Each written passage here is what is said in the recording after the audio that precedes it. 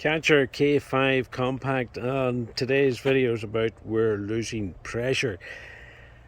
Yeah, to be honest, I use a water butt and it goes into the washer. I have installed a filter system here on that, and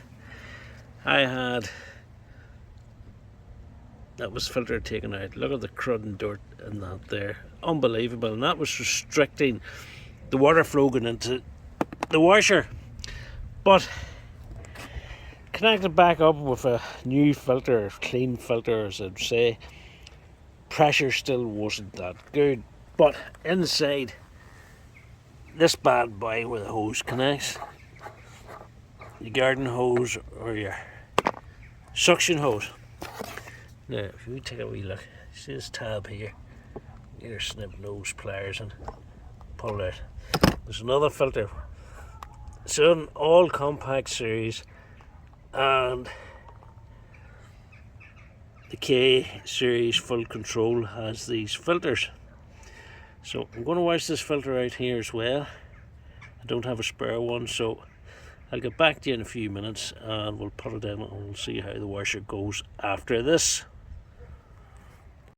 Okay, I have washed it and I've got as near as possibly as can. I've used an airline to blow the top bit out.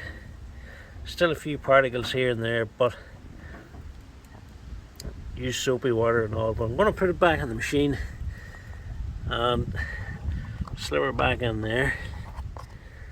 And we'll put on our hose fitting and we'll connect it up and we'll see what pressure we're getting next.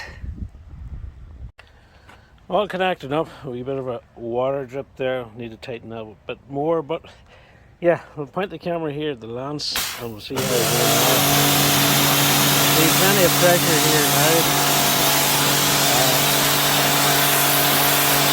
Rough old concrete. I wasn't getting this pressure beforehand, and now with the two filters clean, it's working.